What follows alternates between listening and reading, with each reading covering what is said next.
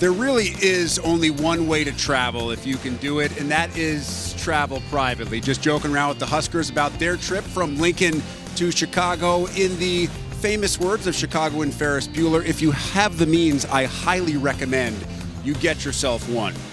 Those Huskers representing Nebraska, Justin Evans, Luke Lindenmeyer, Andrew Marshall, kind enough to join us. And before we get started, Justin just let me know he graduated in May, has a broadcast portion to the degree, and so I'm just wondering, I could take 10 or 12 minutes off if you want to roll with Luke and Andrew and just do this thing all by yourself. No, I'll leave it to you. You're the professional. I'm new to this. Well, you got a little bit of a future in football first, and obviously as one of the highest-rated players at your position coming back in all of college football, not just the Big Ten. You had a decision to make in the offseason, so why are you back in Lincoln for another year? Yeah, I'm back because I just trust Coach Rule, and I trust everything that he believes for this team and believes for me. So it wasn't a doubt in my mind when Coach Rule had that conversation with me to come back. There was no doubt in my mind that I wasn't going to come back.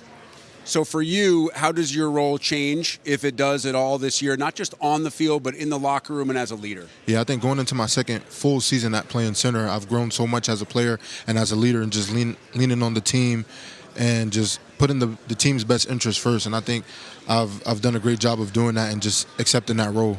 So as a center, you probably know the quarterback better than anybody except maybe the quarterback coach and the other guys in the quarterback room. So give us a little bit of info on the new guy under center. I know Coach Holgerson has talked glowingly about what Anthony Calandria has done so far. Yeah, he's just a breath of fresh air. You know, a new coming in at the big position like a quarterback, it might be kind of hard to adjust to a new offense or learn a new playbook. But I think he's nothing short of a pro, and he's going to lead this team into the direction that it needs to go to.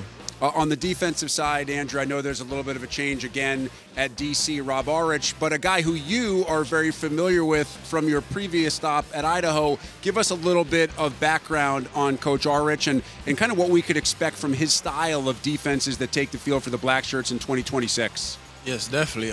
Coach Ulrich, he's a football fanatic, and I feel like you're definitely going to see that in the way he calls his defense. He runs a he runs a good we have a lot of depth, which allows us to run a lot of different personnels. So you'll definitely see that. You know, he trusts his guys, which means you'll see that in the way that he calls plays. He'll put his players in positions to make plays. So we love him as a defense, and we put our full confidence and trust behind him. So what are you telling the guys who are either new to the defense or new to his way of teaching about him and about what they can expect when you're actually playing the games that matter for real in the season?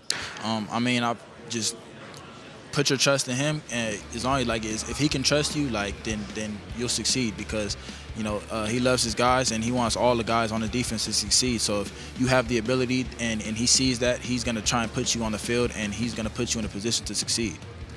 Luke, you were a part of one of the most memorable moments, I guess, at Memorial Stadium last year, and as you smile, you know where I'm going with this. Didn't have anything to do with football. Tell us a little bit about the moment. You said you weren't sure that all of your teammates were going to be there, but everybody showed up maybe a little bigger than you expected. Yeah, I was worried there wouldn't be any camera. I just wanted one camera to at least get a picture of it, and then it became a whole thing. And it kind of worked out because our wedding, which was just in May, we got a lot of some free stuff, nice little discount on the venue, promoting some wedding attire. It worked out perfectly. And I was nervous at first because her mom thought her mom sent Kalen, my wife, something about a Buffalo Bill player proposing to his girlfriend on the field. And then Kalen was like, ew, no, I hope he doesn't do that. And I just hope and pray that she would like it. And she loved it. She said yes. And we've been married for almost 3 months now. Tell us about the wedding. It was amazing. A lot of teammates showed up. It was a weird time. Graduation just happened. But a lot of them showed up. They were dancing, showing. Kalen's a dancer on the Scarlets, and my teammates were showing the dancers some moves on the dance floor, so it was fun. We're seeing the pictures right there of the actual engagement after the Week 2 game over Akron. And look, I mean, your teammates behind you are as fired up as they could potentially be. It looks like somebody's returning a pick six, but you're just down on the knee proposing. Yeah, I mean, that was awesome. I couldn't imagine it any better, especially after scoring my first touchdown. That's so fantastic. Also, from a personal standpoint, I know you work with Teammates Mentoring, the organization that Tom Osborne was a huge part of. Why was that kind of stuff important to you? Helping out the community, especially Nebraska. I walked on at Nebraska, and Nebraska has poured so much into me that I feel like I'm obligated to give back to them. And you speak publicly, a lot of different events. Did that come naturally to you? Or is that something that you had to work yourself into? No, I hated public speaking, especially in high school, but just something I felt God was leading me towards, and I was blessed enough to speak at an event in Kearney, spread the gospel, and share my testimony. All right, so Justin, obviously you guys seem pretty connected up here. Tell me a little bit about the chemistry that this team, every team has a different feel, a different vibe, a different aura. What is the one that right now surrounds this football team? I think when we see each other, even in the locker room or through the facility, guys light up when they see each other. And it's a true family. It's a true brotherhood. We love to compete. We love to play with each other. We love to push each other. And that's what has brought the team closer throughout this offseason. You know, I truly feel that we love each other off the field. And that's going to show in important moments on the field that we play for each other because we love each other. Andrew, it also seems like you guys are willing to rib each other and have a little bit of fun. I'm not sure who you were doing impressions of or impersonations of here just a moment ago, if it was one of the coaches before we got up on set. But it seems like that kind of ability to have fun with each other has loosened up everybody. And sometimes a looser locker room is the kind of locker room that's the most successful. Yes, definitely. I feel like the energy that we have in our locker room and really throughout the whole facility is very contagious. I feel like we have a very tight brotherhood, and again, like the hardships that we've went through during the off season and how hard we've worked, and we understand what we've been through, and that not a lot of teams have done what we've done. So it makes us want to work harder for each other because we understand the why and what everybody's purpose is.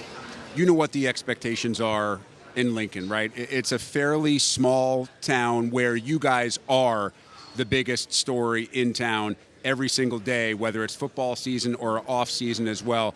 How do you kind of use that as motivation? How do you feed on that pressure instead of letting it affect you from a negative perspective? I mean, we use it as fuel. I mean, we love, our season opener against Ohio. Like, there's going to be 90,000 fans in the stands, and, they're all cheering for us. And so, I mean, it's like we really use it as fuel. Like, we understand that they're here they're there to see us succeed, and, they only want the best for us. So, I mean, there's really no pressure. I mean, we understand that they want to see us win, and that's what we want to do for them. So, we know that they're going to come out there and support us and have our best interest. So it's our job to go out there and compete and play our best on the field. I mean, they certainly do support like basically no other fan base in the entire country, and they have so much to cheer for, Luke, when you look at the home schedule that you guys have this year. I mean, so many amazing opponents coming into Lincoln. Indiana comes into town. Illinois comes into town. Ohio State comes into town. How excited are you as part of this football team to be able to try to play your best football against that level of competition inside Memorial Stadium? I mean, that's exactly why you play in the Big Ten for those kind of games. Every game in the Big Ten, it's tough, it's physical. You're going against some of the best D-lines and O-lines in the country. And just going throughout the season, being ready for those games come October, November, having guys at depth. The wear and tear of the season is real, especially going into our 5th year. Just really taking it one game at a time and then really focusing on a recovery aspect as well. And you got to recover sometimes by getting rest, sometimes by going on trips. I understand a recent trip overseas to London in May. Yeah. How did that come to be, and how was the vacation? Yeah, that was probably one of the best vacations I've ever been on. Personally, I like to travel a lot, and as a kid growing up, I always wanted to go to London. So being able to, I'm just blessed to be able to even to treat myself to even go to London. I actually went for graduation too. I treated myself to a graduation trip to London with my best friend, and we had an amazing time. And I'm just so proud of how far I come. That I was like, you know what, I deserve to at least enjoy a little bit of the break. So that was the trip that I went on. What were some of your favorite stops or tourist attractions or things that you got to see? Yeah, the Big Ben was probably my favorite thing to see. I'm a big museum guy, so I went to the British Museum, saw a lot of artifacts, saw a lot of art, and it was just an amazing trip. I highly recommend that. All right, back here on our home soil, I want to finish with you two guys, and I'll start with you, Luke, and then close with you, Andrew. For you, whether it's individually or team-wise, what makes 2026 a success? We got a gritty team. I mean, no matter what you put in front of this team, individually or team-wise, we're going to attack it, and we're going to attack it together. And I think one thing we've been focused on this offense is executing and finishing, something that probably held us back the past 2 years. But with that focus, we can do a lot this season. What about you, Andrew? Similar question, but maybe on the defensive side. Yeah. Again, our focus as well. I think the focuses as a whole for the whole entire team has just been, finish, and as well like with our workouts, the way we recover, the way we go about our nutrition.